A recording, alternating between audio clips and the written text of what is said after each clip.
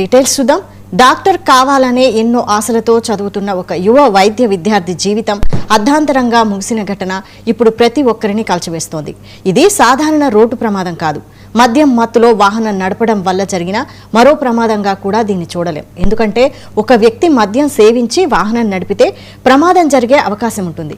కానీ ఒక మనిషిని పదే పదే కారుతో ఢీకొట్టడం, చివరకు వాహనం ఆమె పైకి వెళ్లే స్థాయికి పరిస్థితి చేరడం అంటే అది నిర్లక్ష్యాన్ని మించిన అత్యంత తీవ్రమైన ప్రవర్తన.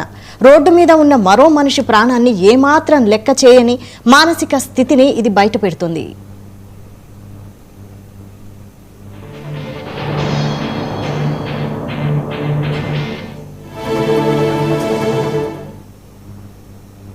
ప్రియాంక తన జీవితంలో కీలకమైన దశలో ఉన్నారు. పీజీ వైద్య విద్య అంటే సాధారణ చదువు కాదు. ఎన్నో సంవత్సరాల కష్టపడి చదివిన తర్వాత స్పెషలైజేషన్ కోసం మరోసారి కఠినమైన విద్య, శిక్షణ, డ్యూటీలు, పరీక్షలు ఎదుర్కోవాల్సి ఉంటుంది.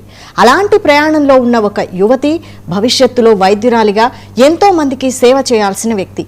కేవలం కొందరి నిర్లక్ష్యానికి, మద్యం మత్తుకు బలైపోవడం సమాజం ఎంతటి ప్రమాదకరమైన పరిస్థితిని ఎదుర్కొంటుందో చూపిస్తోంది.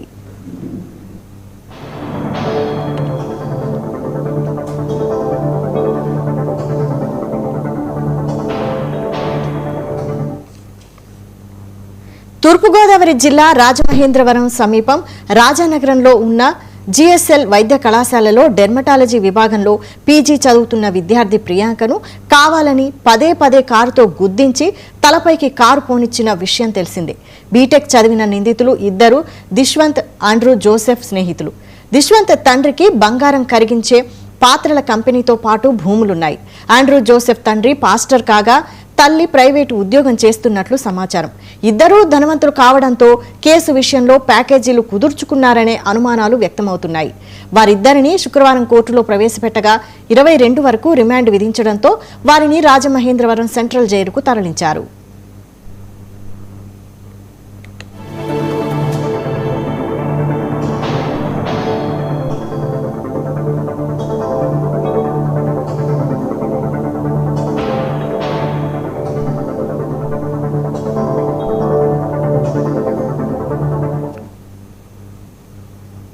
మెడికోను దారుణంగా కారుతో తొక్కించిన ఘటన చూసి ప్రజలు చలించిపోయారు.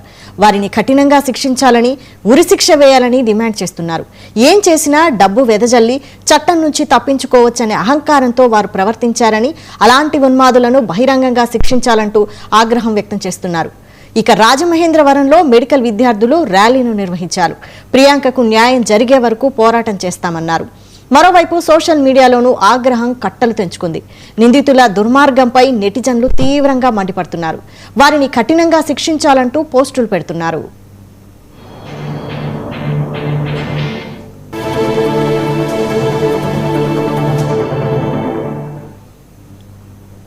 డాక్టర్ ప్రియాంక ఘటనపై సీఎం చంద్రబాబు ఆగ్రహం వ్యక్తం చేస్తూ నిందితులపై కఠిన చర్యలు తీసుకోవాలని ఆదేశించారు.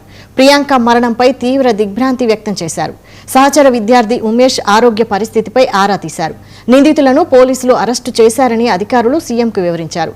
వారికి కఠిన శిక్షలు పడే విధంగా చర్యలు తీసుకోవాలని, ఎట్టి పరిస్థితుల్లోనూ ఉపేక్షించవద్దని, బాధితులకు మెరుగైన వైద్యం అందే విధంగా చూడాలని అధికారులకు సీఎం ఆదేశించారు.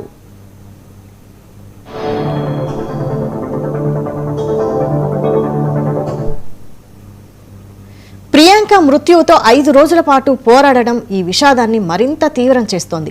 ఒక కుటుంబం ఆ 5 రోజులు ఏ స్థితిలో గడిపిందో ఊహించుకోవడం కూడా కష్టం.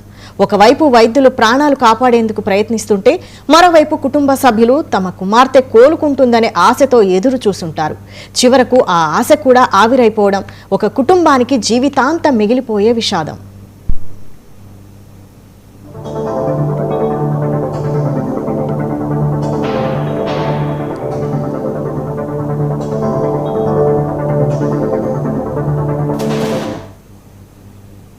అన్నిటికంటే ఈ ఘటన మన సమాజంలో మానవత్వం గురించి ఆలోచించాల్సిన పరిస్థితిని తీసుకొచ్చింది. ఒక మనిషి ప్రాణం పోతున్నప్పుడు అతనిని కాపాడేందుకు పరిగెత్తాల్సిన సమాజంలో మద్యం మత్తులో ఒక మనిషిని వాహనంతో ఢీకొట్టే స్థాయికి మనిషి ఎలా దిగజారుతున్నాడు అన్నది తీవ్రమైన ప్రశ్న. డబ్బు, పలుకుబడి, స్నేహితుల బలం, కుటుంబ నేపథ్యం, ఇవేమీ ఒక మనిషికి మరొకరి ప్రాణాన్ని తీసుకునే హక్కు ఇవ్వవు. చట్టం నుంచి తప్పించుకుంటానన్న భ్రమ కూడా చివరకు నిందితులను కాపాడలేదు.